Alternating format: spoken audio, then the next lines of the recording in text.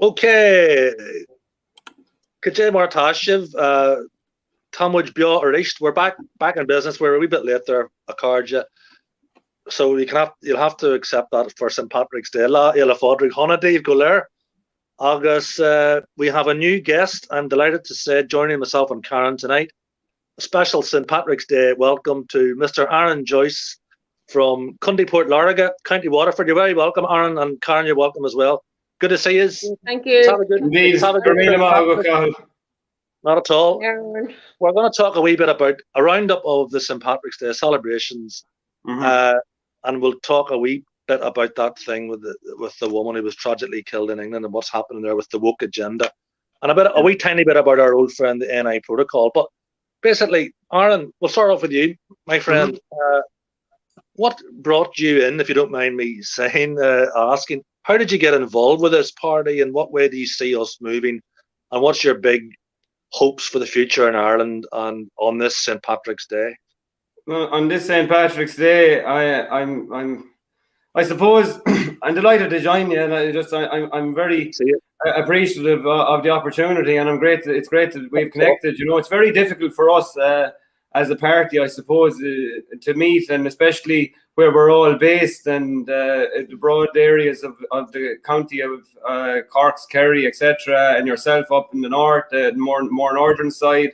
To meet in person, I think, is crucial for us as a party, and we've done an amazing job to even connect on Zooms and network the way we have done so on social medias, which is where myself and Karen and yourself, Cathal, would have to do the most of our business, our communication, our talking, even as a party and personally at present, you know, and that's very difficult for a party like us at present, I think, and especially the fact that we are, I suppose, a small but heavily growing party.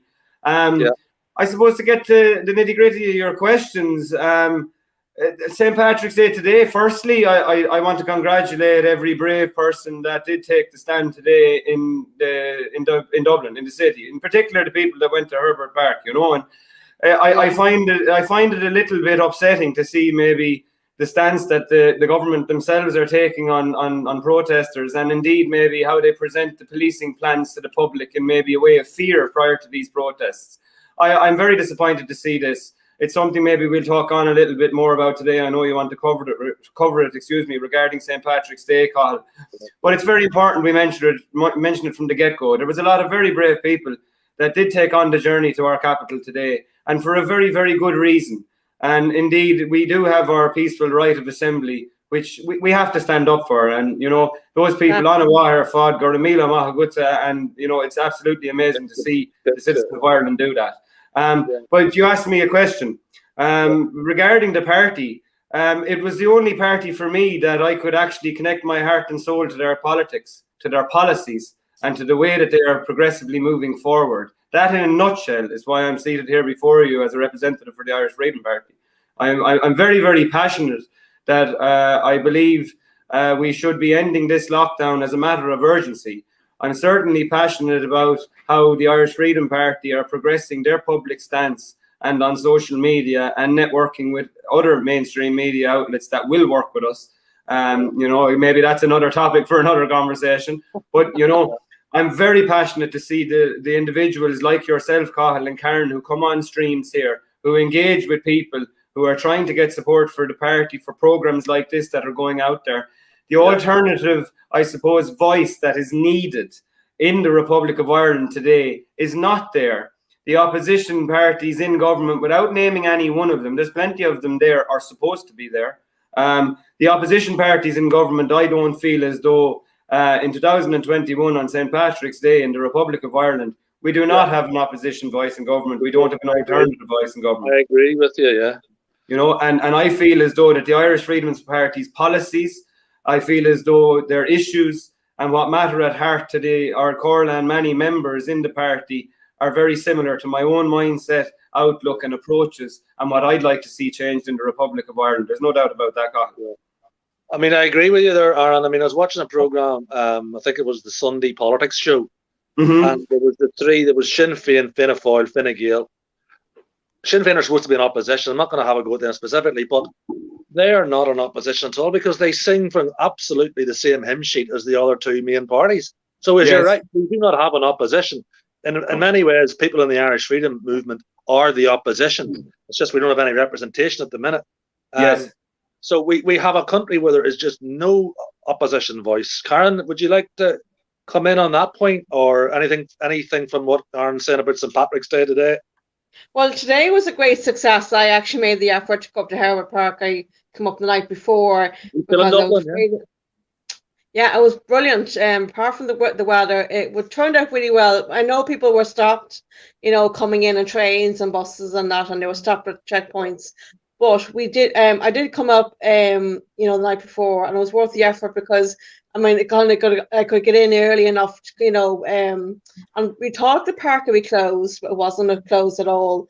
And there's loads of people there already with families, kids, teenagers. Some were playing football, and it was like a normal time. You kind of forgot about the lockdown. You forgot that was all going on for the last year. You forgot all the problems, and the sun was shining. And then we had a few. Some of the people who were helping organise it and getting the sound equipment and that, they had some trouble with the Gardaí and had to argue the case. So they done it very well. They done it very peacefully, and the Gardaí ended up having to go to give up in the end because people weren't moving. They weren't going to go anywhere, and they weren't going to come in heavy when there's so many children around. And it really was a family day out. That's what it was for. Forget about the knockdowns. Fight back at the same time and do it in a very peaceful, non-violent way. And it was a great success, regardless of, there was some talk about arrests somewhere, in the city. I know I'm very conscious of what happened in RTE. People were blocked everywhere, going up and down to RTE and then inside in town. I'm not sure what happened with the Rosary procession. I think that went off peacefully as well. But there's great speakers. Our own leader, Dolores Cahill, along with a lady called Anne McCluskey from the north. Yeah, I was talking to her actually. I was talking to her earlier actually. She was up in Belfast, but they were up very early in the morning, about 9 o'clock this morning. And then they went down. So, it was a very brief. I don't think there was much that happened in Belfast, but it was a very clandestine meeting suggested. But they went down to Dublin, obviously. Yeah.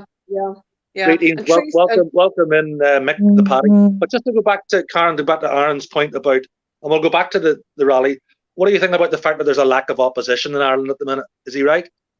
Well, absolutely. We all know that Sinn Féin is not opposition. People for Profit, Solidarity and Rise, they're not opposition. Both of us, we came from the left, and they were for a while, some years ago, over different issues. But they kind of joined in with the rest of them once they got into the Dáil. And I just think there's no one actually standing up for the people in Ireland. There's nowhere to go besides us. I'm not just saying because we're in the party, but there's nowhere else to go, and it's kind of like anyone who thinks like us, even when they're not in the party, are actually branded racist, or they're branded far right, even when they're in nice Gran Torino, Yellow Vest and so on. We're all in that group, and we're all pushed into that group. And there's no way to and when people even say they kind of like what we do, because I actually had a conversation with a young lady yesterday in Drogheda, and she was given grief by her own friends when she was sharing our work. And that's the kind of thing you're up against. And well, where else do people go when there's nothing, or no other alternative? And they might agree with some of our policies and not everything, but they like what we're doing at the moment. And that's very important. But what do you do? Yeah. Yes. Aaron, what's your take on how are things in Waterford? Is there?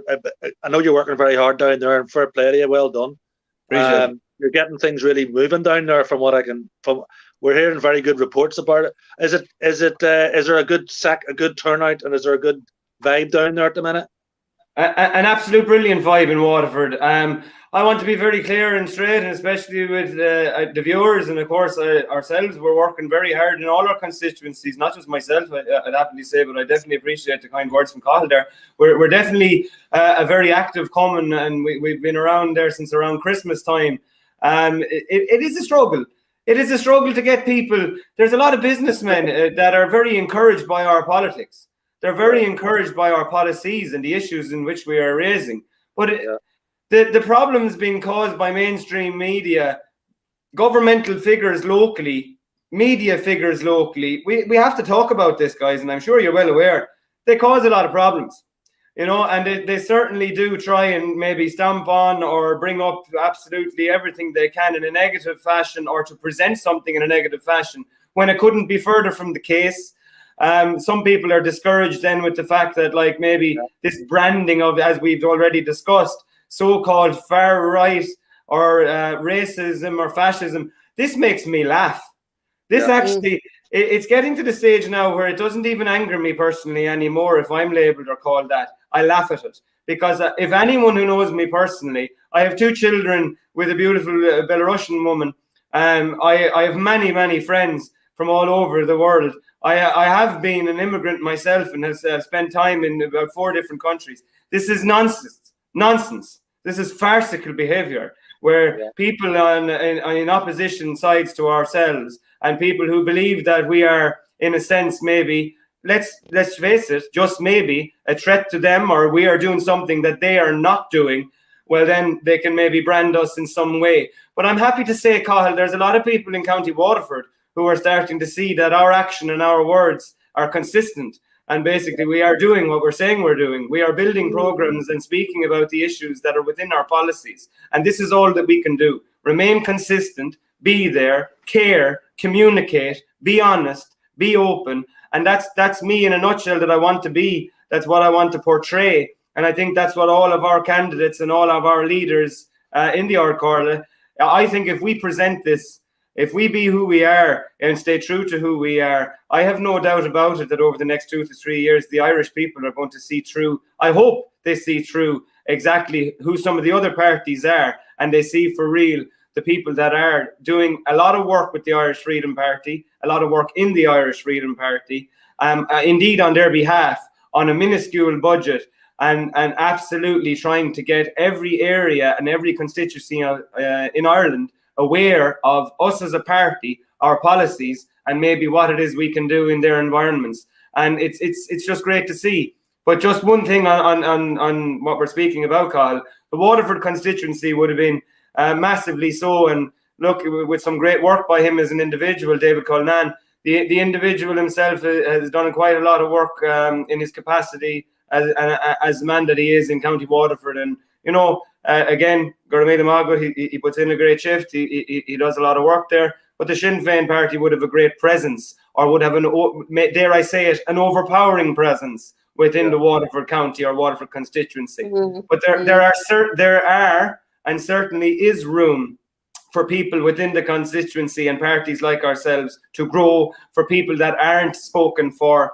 They have to be spoken for. And I boil it back down again, Cathal, to that alternative voice or that opposing voice. Unfortunately for me, as a voter, and now as someone who would have heavy ambitions to contest elections, I'm just not in a position, due to policy or their own issues and my own viewpoints and interactions with them, to be involved with them. The Irish Freedom Party were the only ones for me. And I do hope that in the constituency of Waterford, and as well as every other constituency on the island, that our truth, our honesty, our openness and our policies can spread. And I really do believe that will happen, Cathal. This takes a lot of work from people like yourself, Karen, myself. There's no doubt about it. It takes a lot of work. But when this is done, when it's clear to be seen, I do really hope, and I do really believe that by engaging with the electorate as such, as I've described, we will be able to gain, maybe, let's not say a massive foothold in the next election. I'm realistic, but we will be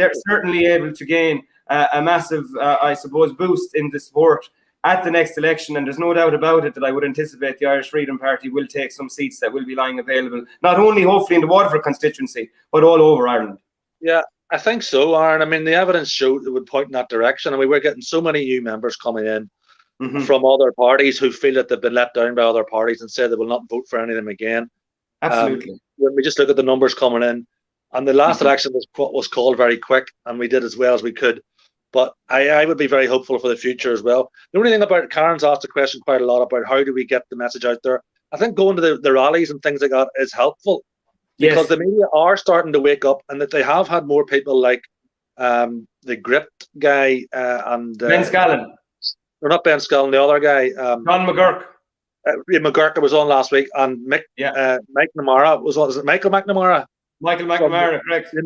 Independent guy was on, and they were talking about challenging the measures around the lockdown, and said that we have to live with it. And the guy, John McGurk, was talking about you can't label people that are going to a peaceful rally as far right. It's just not going to anymore. So the media are reluctantly maybe wakening up and being told what's the truth, really. Karen, you want to say?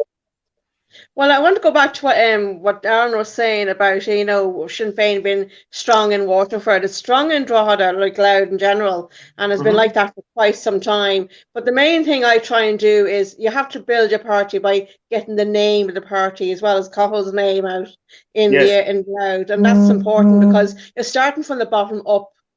I mean, Sinn Féin's already there. They don't have to do much work, whereas we do. We have to start from scratch. Absolutely. And getting the name out, and whether they like it or not, they can't say they haven't been told. And I'm finding that sometimes, they can't really complain if they don't start voting differently and thinking differently and open their eyes. This is the solution of voting differently and voting for a party that actually does what it says at the tin. Because I did get, a few people saying, we don't like what you're saying. And, people say, oh, I don't like you voting and coming into this area. And, you still have to take the risk. And you have to kind of say, well, do it anyway, even if it is, risky in a sense that they might not like your politics. Yeah. But it's very important that you get out and say in a state or a canvas on the main street in your town, people will come up and say, I think you're racist, or I think you're this. I don't like what you're saying about that. You're going to get a bit of that, but you just have to just laugh, as Aaron says. I mean, it's just a nonsense. Yeah, if that's all they can give, if that's the only argument that they have no. They've lost the argument. They have no argument. Calling people names is ridiculous. Well said. Yeah, but I will say, most of the time, you will get those comments. Most of the time, I find that me and Carl, we find a lot of positive as well. Most of us, are interested. They're interested in what you're saying. Oh, I didn't know you were in Drogheda. I didn't know you were in Louth. Yeah. I didn't know you were. They're glad to see that there's somebody actually standing. The election last year, they would have taken the chance. Yeah. But unless you tell them you're here, they can't vote for you. We have to see, people are saying, oh, there's no election. Why are you canvassing? You have to say, well, we didn't have that time last year. This is now. We have the time now. So there's a snap election, or at least we say the party has upped the ante on its profile, but it's on the ground, in the leaflets in the door, the canvassing outside the church, on the street. That's where you get the name out and the name of the candidate out. Have a really good leaflet as well. Really good leaflet. I noticed today, just to interrupt. They were talking here about the general trend with the figures on the numbers is going in a positive direction. But as somebody was saying in the news today that, oh, look, the numbers are back up again and this isn't good. I smell a rat in that this is going to be, I'm sorry, guys, we're going to have to go back into lockdown slightly. So the carrot is put in front of your nose and it's dangled and dangled and dangled. And they're just never going to release.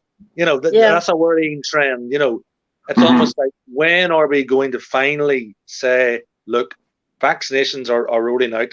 Not as good down south as they are in the north, it has to be said, but that has to be the way out of it. Whether these figures are going slightly up or not. Yes. You can't lock down forever. No, that's true. No, I agree. Just to come in there very quickly, Carl, that's a very good statement. I love your analogy or metaphor there where you say they're dangling the carrot. They've done that since last March. Yeah. We're lining up here for a few days, a few weeks to flatten the curve, and we're still sitting here on 17th of March 2021, and we're in a very severe level of lockdown. And I'm very, very worried for the mental health, of course, of our elderly. I'm very, very worried for the mental health of our teenagers, to be truthful. Of course, I'm worried about everyone's mental health, but I'm going to zone in on those two there for a minute. Teenagers involved in schooling, it's a way of socializing. They're obviously involved in things like Scouts, Irish dancing, soccer clubs, GA clubs, all of the above. We could go on for the night. All of these doors are closed. I looked at level 3 there. One of the best things I found about level 3, and I actually put it out on Facebook, and the party did as well, I believe, when they saw me throwing it out there. The churches are closed under a level 3 lockdown, but the bookies aren't. So some of these things don't really line up for me, Cahill and Karen. Of course, some of these things are just not logical, I'm afraid. And I'd love to have a debate, or I'd love to communicate with somebody here who would be able to speak to me and tell me where does the logic lie with the decision makers when all of this is being done? It's absolutely farcical. I'm very, very worried about, as I say, the mental health side of things, and I just really, really, really would be worried about the elderly, because isolation. There's some of those people, especially with the mainstream media. You know, you've just tagged the post there from Mick the Paddy there on Screen Call, and like, he's absolutely spot on. The mainstream media aren't only just liars. They're, for the use of a better word, they are terrorizing people in their homes. Exactly. Yeah, it's truly shocking. I mean, it is terrorism. I mean, what they're doing is not spreading the virus; they're spreading terror. I look at loved ones and that, and it truly saddens me that you can't see your loved ones. It really is upsetting, and they are in a state of terror about it. And I think it's immoral to be doing that. You know, you're right. Yeah, it's terrorism. Karen's getting a few compliments flying in here. You know, I can't read them. I'm too small. Paul is and new decor too. I've said, yeah. No, but Aaron, you're correct. Yes, it is. It's a form of terrorism. It's and I thought that point about the numbers up. I thought, I hope this isn't going to be, you know, I'm smelling a rat here. It's going to have to be. Dolores was saying before Christmas that was the enough's enough stage. I think we're at the stage now we have to say, look, this is it. You know, let's turn this round. You know, we're beyond pushing the envelope. I think all these promises about, you know, the vaccine is the issue. One, it's not, because it's not a vaccine. It's questionable. The other thing is, even if it was safe, they're still locking us down. And I think people need to open their eyes on that issue. Why would you, even if we are on top of the schedule, like the North or the UK, we're still being you know, told, oh no, we still need to lock down even when the vaccines are rolling out. And then with this obvious, you know, blood clot issue, you know, they want to tomorrow is the day they're going to say yes or no whether this is safe or not. It's still not safe. It's still not safe anyway. And people are saying now you might have to get, you know, the unions is another issue, and that's come up twice now in the last week. My own union, FORSA. Massively so. The other issue is if TUI, which is the Teachers Union of Ireland, putting a motion next month for teenagers to be vaccinated in order to get to school. And that is completely wrong. And now there's a new campaign now. Pro-mask means pro-worker. That's a campaign now. My union is picking up now. I only heard about it there last week. So the unions are going against us too. So you're not going to have much joy if you contest an issue at work, whether you're working in a hospital or whatever. So you have no real hope there either. So the unions are not great either. So what we're going to do, I don't know whether the party will take an issue on that or, you know, maybe tackle them on it. I don't know, but it's something we can't ignore. But anyway, Carl, what were you saying there?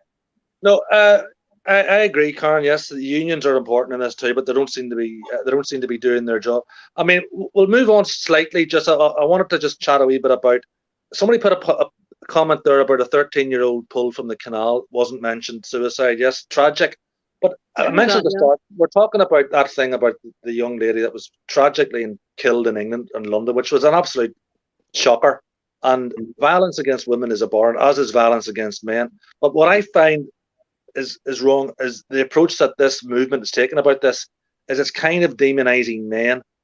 And if the feminist movement were really worried about women's rights, they would be tackling the fact that women are summarily executed in Muslim countries for not wearing a veil and things like that. Instead, they're bringing it over to these islands and saying it's all men's fault. And they were talking about something that was mentioned, you put it up, Karen, about some idiot in the House of Lords saying that there should be a curfew for men. And they're talking about introducing safety measures for women. What about introducing safety measures for men and women and everything? Yeah. You're a woman, Karen. What's your take on it? You put that thing up. Yeah, well, I mean, it's Baroness Jones who come up with that. It's like the Black Lives Matter thing. It's like the Black Lives Matter thing. Yeah. Well, I mean, pitting women against men in this culture is wrong. It's not the solution. And now you've got a problem then as well, where women who have say mace in their handbags are then criminalized because they have a weapon in their handbag just to defend themselves. So you're right in the way that you must give them men and women ways of defending themselves, give them tips on being streetwise, but it must be safe as well to go out in your streets. So there's a two-prong effect. Police must actually tackle the problem of violence generally, both men against men and women, because men do hurt each other as well. It's not just against women. And most men do respect women. Most men, when they go out on dates, whatever, it's not like men hate women in a general sense. And we can't have this curfew against men at 6 o'clock. Thanks for saying that. Wrong. Huh? Thanks for pointing that out. It shouldn't even be considered. It shouldn't be considered. And on top of that, absolutely ridiculous. Nigel Farage put a thing up there. I think he actually thought she was joking. It was a joke. Yes. And then I think the First Minister of Wales said his question on it. I was your man Drakeford. He said something about it as well. Yeah. He said it wouldn't be the top of his list, but he wasn't rolling it out, which is even bigger worry as well. Aaron, you made a very good point before we went on live there about this. What was the thing you were saying about the men and the women's safety and that? Yeah, I just felt as though I remember us talking there just shortly before, and then I heard about this incident. I truthfully don't know the ins and outs of this incident. But when we were chatting, I just really, I feel as though nearly every organisation, movement, campaign, call it what you will, nearly at this point now, we're speaking here about the lady, of course, who got assaulted or had the issue now regarding men, and you're talking about like putting in a time frame or a curfew for men. This is pretty serious stuff. Scary stuff. I would have been similar to yourself. If I came across that on social media, I would have taken that as sarcasm or as somebody trying to play a joke. Like if we are really talking that in 2021 that we are here discussing this as a political possibility, or this could be brought in as a policy or a rule or regulation or even a law, this is very, very concerning. I was saying, Joe, to go back to the point and the question you asked, like, what were we talking about? I just felt as though when we were talking around this issue that you mentioned them yourself there, the Black Lives Movement, and numerous others. Okay, I personally, I know you don't, Colin, and I don't either want to be continuously referencing them. But in Ireland, I suppose in the last maybe two years or so, certainly the last year, we would have seen that. You're looking at this Antifa kind of movement now as well that's growing. But it's nearly always ridicule is the form of opposition, I suppose. Their first strike in opposing someone or attacking someone of the other side, so to speak, is always ridicule. It's always to go to the far point, I suppose, as they do with us, Cathal, I suppose, to a degree. We can be taken as a primary example. And I basically definitely think that this has to stop. And like us having a chat, we could be far right, we could be fascist. This is the immediate thought process of someone to say, oh, this is what I'm going to say, or I'm going to attack in this form, and I just saw a lot of maybe crossovers in the example as you were bringing us up to speed prior to us going live of the show format. And that stood out to me, that in the feminist group, the BLM movement, indeed, as I say, Antifa, it seems to be always to the extreme side, the far side of just attack and ridicule. Like debates have to be had, Carl. Like people coming on, even speaking with us here, this type of platform is amazing, or even for us to network and get out and talk to people. But like to have 3 or 4 different people come on around an evening at 8 o'clock, should they be respectful individuals and able to operate themselves accordingly? It's absolutely fascinating to get 3, 4, 5 different people on that have different opinions, that are able to engage, that are able to bring forth, I suppose, knowledge that the public aren't getting on mainstream media. And when we're able to have these discussions and able to talk about these topics that the people, let's face it, they don't get to know from anywhere else. Just because they don't get to know it from anywhere else or from the mainstream media doesn't mean that these things aren't going on or these things don't happen. In particular, we're all well aware of the mainstream media propaganda being put forward here in the Republic of Ireland. We're well aware of it. Michael McNamara called it out a couple of weeks ago when he referenced RTE to be performing witchcraft, or they're a cult and they're the right arm. They're the right arm. This is his address. This is his quote, not Aaron Joyce's. It's Michael McNamara's. And he labelled them as a cult with playing with witchcraft, and that they are the right arm of this government spreading their propaganda for the last year. It's his words. And I have to say, I agree with the man, because that's exactly what's going on. I agree. I mean, just make this point as well. I mentioned this point before. I mean, women's rights, absolutely. I fundamentally, who wouldn't be against any women's rights? We're not. We're totally for women's rights, as we are for men's rights. But there was what about the young Irish girl that was allegedly brutally gang raped in the Canary Islands? Not a mention on mainstream media. So where's the worry about women's rights there? Why was that not mentioned? I would like to know. So would I, Cathal. So would I, and I'm aware of that the same as you are. Like the party know about this, and even as us, as the Irish Freedom Party, Cathal, there's nothing stopping us maybe speaking out on behalf of this or voicing it on our pages. I'm aware that some of our leaders are aware of this, and this is terrible. This is an absolute tragedy, and it's an insult. It is an insult. It is an insult to that lady's family here in Ireland that her life has been lost in the way that it has been lost in another country, and the ambassador or spokesperson for another country, or indeed in our own country, haven't spoken on that issue. That irates me. It frustrates me. That is absolutely disgraceful. Exactly. And somebody somewhere needs to take a stand there, either within Ireland or indeed in the country where she lost her life. And someone needs to speak out, because that girl cannot be forgotten. And I'm actually glad you brought that up, Carl, because that's something, of course, we're privy with over the last week. That is, don't get me started. That is something that would deeply upset me. Yeah, I mean, that jumped out the page at me. I mean, I have a journalistic background, as I say, and the one thing you cover in a journalistic sphere is you bring a local angle. And a local angle to Ireland is a young Irish girl who was gang raped. Now, is that not contentious for this country to hear about, Karen? Any thoughts on that? I mean, I haven't, like you say, we haven't seen anything about it on the mainstream media. And why is it not mentioned? Why do they choose not to mention such a serious crime? There must be an agenda. There has to be an agenda. I mean, I've been in the Canaries, and there is a lot of kind of low-level criminality from certain people, and they try and get you to buy someone, and they put someone on your arm and say you have to buy that now. And are they just afraid to mention it? That's political journalism. That's propaganda. Sorry, Karen, go on ahead. And I believe it was there was a high level of North African people in the area, and that's just the way it is over there. But not to be mentioned, and why it's not being brought up is disturbing. And yet we have, like to say, the left wing parties gone out are saying they're not bringing up the issue of women wearing masks or burqas and whatever, and scarves over their faces. They're not dealing with the issues that really need to be dealt with, such as this rape. And the fact that they were out yesterday, pushing their agenda on, gender-based violence, which is all very well, but they won't deal with the issue of this young lady. They're not even bringing it up. So if it was so important, if gender-based violence is so important to them, like in all its forms, then why aren't they not bringing it up either?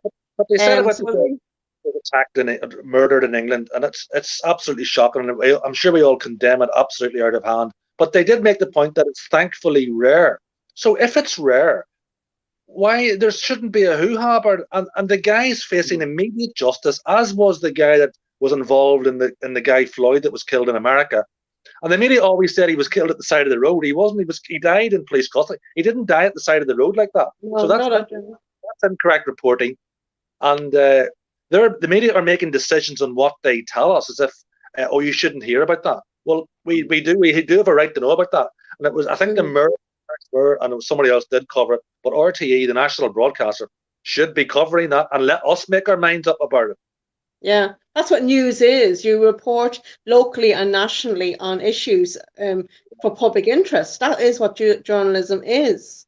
You might have a specialty, people on economics, somebody on politics, somebody on sports, somebody on criminality, you know what I mean? That's their specialty. But everything should be covered, and otherwise people don't get to see what has been going on in their own country. They report on everything else, but they won't report what's going on in their own country. Now, I did see RT there today, but I don't know what slant they took. I didn't see the news, now, unfortunately. It was all sort of happy clappy. They covered the protests, but they all said it was relatively peaceful. But they are letting down, as Aaron says, they're letting down that young girl's family by not covering that in the media. Do right there. That is angering. And let's face it. Let's go into it. We know why. We know why. It's the European Union. If we were in control of our own land, our own laws, and our own issues, I'm sure if we have good Irish journalists that are going to be more than capable of presenting or conducting a story on that girl's behalf. I think, honestly, I think it's a disgrace. And I think, furthermore, it's a disgrace that someone inside their own country didn't come out and address it in the mainstream media in their own country anyway, and issue an apology, of course, indeed, to the family, and interact with the people of Ireland. We all know why, because it would be bad publicity for the country that happened in. That's why it's not gone forward there. And in the best interest of relations for the Republic of Ireland's government, we're going to shut down mainstream media stories on it in Ireland and indeed in the country of origin. I just think it's not good enough. And I just really feel as though that is an insult to that lady's family. Yeah. I mean, somebody's made a comment there that ethnic replacement is going on in this country. I mean, I'm inclined to agree, you know. Every time you put on the thing, you see more diversity kind of stories and what have you. But just to touch, you mentioned the EU, Aaron. You know, this business where the EU is taking the UK to court over this ridiculous Northern Ireland protocol. The protocol has been extended by the Brits to try and stop food shortages getting into the north, which is a bloody good idea. And the EU is now, the EU are sulking about this and are taking them to court. I mean, it's ridiculous. And they were ready to put in a border vaccine block on vaccines coming from the south into the north. They're the vaccine nationalists. The EU are acting like the nationalists. The Brits have actually, I mean, we had the ignominy there of Micheál Martin actually asking Boris Johnson for help with this vaccine because they're so behind the thing there. You know, you couldn't make some of this up. But this is what's happening with this border. They're blinking taking the Brits to court now. Yes. Like, for me, this worries me. This whole stance that the EU take on their position in other countries. The pressurizing, I suppose, stance they take. We won't even get started on it tonight, but we can go the whole way back to the Lisbon Treaty number 2. You know, in a democracy. Which Ireland voted against. In a democracy, we voted Lisbon Treaty 1. They got their answer. They didn't like the answer, so we go Lisbon Treaty number 2. This democracy is over at that point. You know, like you know. This brings it back down to the start. The demise, call it what you will, was long in place before that. But for me, for my uneducated young political eyes at the time, I thought this is an absolute farce. This is barbaric. That they're more or less saying you got the answer wrong the first time, do it again. Exactly. And they did exactly the same with the Brits. They says, "You Irish, you're stupid, you're racist. Vote again." Tell you, you know, as you say, you don't have a referendum, and then give another one if you don't like the answer. They were given the answer, you know. And the same thing.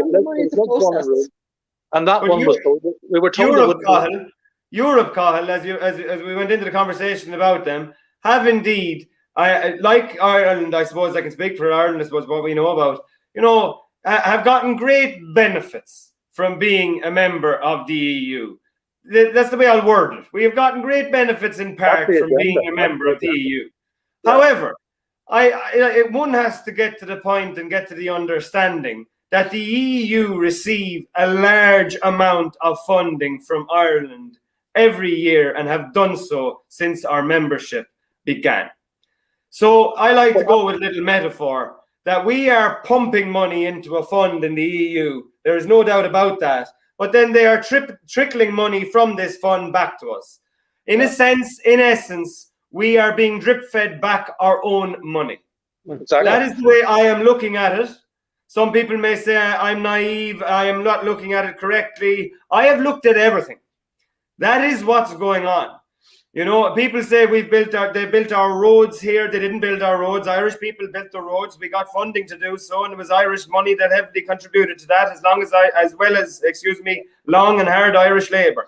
I do understand their input and funding for farming and building networks. We could be here for the night, and engaging in trade, tariffs, taxes and charges. We could go in to talk about this and broaden it maybe on another show. But for the point and the principle that I'm trying to say, if Ireland were in control of all of that I just said, somebody has to get with me now and get on the wavelength here, that we will be in a much better place when we are in control of this. And I really feel that we are not in control of our trade agreements, because we're not. We are not in control of our finances, and we are not in control of the laws in this country. And until we are in big trouble. Yeah, And you mentioned we have to ask the EU for permission for things. We have to ask the EU how to get the vaccine thing, and that's not work. We have to. I mean, even Peadar Tobin out of Intu raised the point. We have to stop this cap doffing attitude to the EU. And Micheál Martin shot him down and said, "Oh no, I take issue with that." Well, he would say that because he's Mr. Backward notion of sovereignty, isn't he? Mm-hmm. No, I get it completely. But just on the point there, you mentioned the English, the Scottish, the Welsh, and the Northern Irish, and collectively is the UK taking on this thing with Europe here. Look, I was in Scotland. I was in Glasgow for over a year. In and around maybe a year or so before the lockdown, right? And like the majority of the Scottish people wanted independence, but wanted to remain in the EU. That seemed to be what was going on over there at the time when I was in Glasgow. For me, I came back down to the north and I started to see similar things, but I really started to believe that the Northern Irish people have to be given the respect of their own democratic right to vote and put across their own opinions. But I do feel as though at this moment in time that just like myself personally, I do feel as though that no matter what, from London or from Brussels, we are controlled and may possibly, but please God, we won't. And I hope there's enough people out there to oppose that. But we have effectively and may have effectively a British or European border in and on the Republic of Ireland. I just can't feel that can or will take place moving forward, Carl. I just feel as though like united together, combating our own problems as an island. I personally believe the border should be around the island. That's just me. No borders in the middle of the sea. I agree. I said the point. One of the guys in the north. It's generally the unionists in the north that speak more sense than the so-called nationalists. He mentioned that we should have a border on the Celtic Sea, and both the two main islands can have the trade between themselves and free trade with the EU and free trade with each other. That's the solution to it. But they won't wear that, so they have to stop a border down the Irish Sea, which puts trade blockage between NI and GB, which is going to cripple the economy in the north and also harm the economy down south. But they don't care about that down south as long as they remain in the EU. Yes. And so they've actually got a situation where we have two borders. You've got the NI-GB border and you've got the Northern Ireland North-South border, which they were willing to implement. Micheál Martin was implementing that border the minute he was talking about not doing it. The Guards are implementing the border. I can't even go down south at the minute because I'll get bloody fined. And that's a pretty hard border, as well as your vaccine border. So it's a bloody, we've got more borders now than ever. Karen? Have to be down here. What do you say, Karen? I can't go down south. I haven't been down in a long time. You know. Well, it's January, but still, and I haven't border. It's pretty hard border. Yeah. You know. But I've seen people down from the north. I don't know how they're getting down. They must be getting down some way. You know, people down in the north, from the north today. Right. Well, they're taking a chance for it. Yeah. But I mean, it's not fair. I mean, we're being told we don't want a hard border on the island, but yet they do have one through the police. Now, in relation to the police, I mean, apart from people making a few arrests today, I think the Gardaí they need to start talking to each other. They need to start organising. They need to push back on their representative bodies, the AGSI and GOA, and saying this is not why we became police. Because they're going to lose. They're already losing the trust. And I'm not anti-Garda. Yeah. They're losing trust, and the people are no longer going to cooperate with anything they do, even if it's a normal crime, because they're taking their time away from the normal criminal activity that you have that's still going on in this country. And that's where they need to put their focus and energy and efforts and skill to. I'm tired of seeing people simply stop going places. Two of our friends today were stopped because they were sitting on a bench with a speaker. I'm sorry, that's nothing to do with anybody. You cannot stop people from moving around. And there's plenty of people in the park today, and Stephen's Green, and along the canals when I was going home, in the sunshine. And not one guard was around them. But there is a targeted effort. But they need to turn around and just be police in a proper fashion. And they need to start organising and say, because the only way the government are doing what they're doing because they have the police where they are. If the police turn around and say no, then they can't carry out these threats. And how long are we going to I mean, enough is enough. We said that how many months ago? We said it before Christmas. We said that a month ago. Enough is no longer good enough. We have to, you know, what happened today is brilliant. We need to keep doing it. And there's supposed to be another big day on Saturday. I don't know who's organising it, but we need to push back and say, you know, we're not doing it anymore. We're not. I was actually asked a strange question today. I was getting a coffee, and a guy in his 40s asked me, "Are you getting much resistance for not wearing a mask?" And I said, no. I said, you'd be surprised how many people don't ask, or many shops actually do respect it. And people's fear makes them wear it. It's social conditioning, you know. You get so many dirty looks. You end up just for a quiet life, just sort of putting something up around your head, you know. I don't care about dirty looks. I just, you know what I mean. I just don't. End up up I was down in the centre of town today, and there was so much police about. You almost thought just to get out to go somewhere and sit down on the park bench was making you feel uncomfortable, you know. That's not life. That's not life. That's not life. No. That's not living. I mean, look at the day today. It should have been a glorious day for procession through any city and town in Ireland, north and south of the border. It should have been a brilliant day. The weather was fabulous. The atmosphere. I mean, despite everything, it still went ahead, and I think it's brilliant that it did go ahead. But the police themselves really need to have a really good look at what they're doing. Yeah. I've seen some footage. You're thinking, why do you think this is okay? How do they feel uncomfortable, and do they feel comfortable and right and think what they're doing? The law, I think that despite what people say about the Constitution, is still being undermined. The police are not listening to that, and that's the problem. And there's going to be an awful lot of cases now where the police are going to be in land in an awful lot of trouble. But the only thing is, not everyone's going to bring the police to court. And that's another thing as well. Not everyone has the money, the time, the gumption, the bravery to do it, you know. So I don't know what the answer is pushing rallies, local. I think rallies, awareness rallies, getting word out does have an effect. I mean, you do see the media do slightly change their tune a bit the more there is this. So I think we need to keep that up. Aaron, listen, it was a great stream, and Aaron, you're very welcome. A great addition to the party here.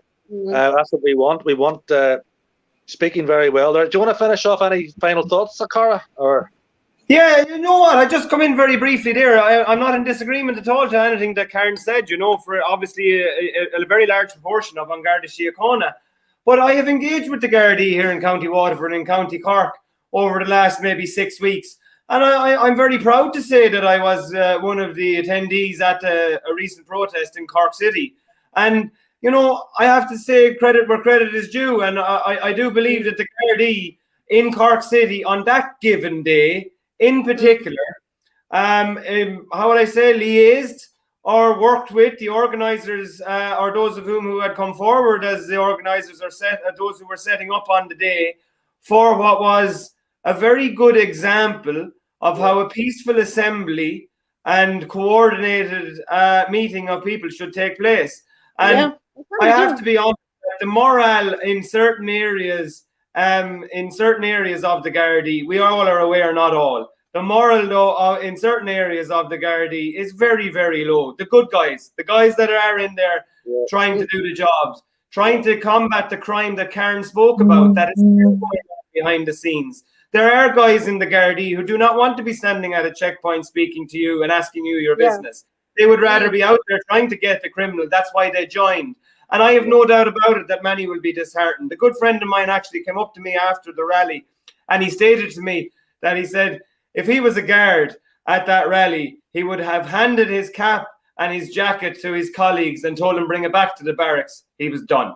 Because the way the people interacted with the Gardaí and the way the Gardaí interacted, and in mainly, and I will say it would have been probably mainly Anglesey Garda Station in County Cork. And I'm going to definitely say not an easy job for them that day, but a job very well done. And they gave the Irish people, the rebel county of Cork, a very good opportunity to protest and put their minds and their visions out there. And for that, that's great. But by no means, Karen, would I say that for every individual in there. I knew well you weren't saying what you were saying towards every individual in there, and I agree with every word you said. But just, I suppose, on one last point, there are some members of the Gardaí who will give up their job after all of this. There's no doubt about it. Good guys at heart.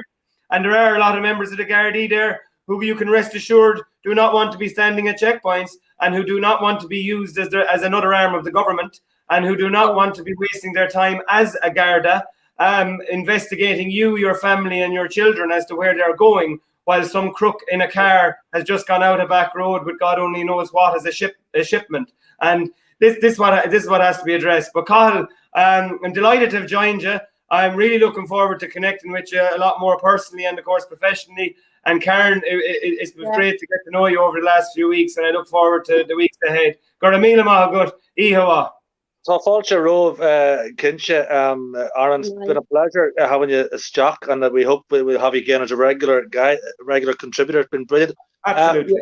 I would just echo the point there about the Garda. I am not personally, I have absolutely respect for the Guards, and I think the party would have as a whole.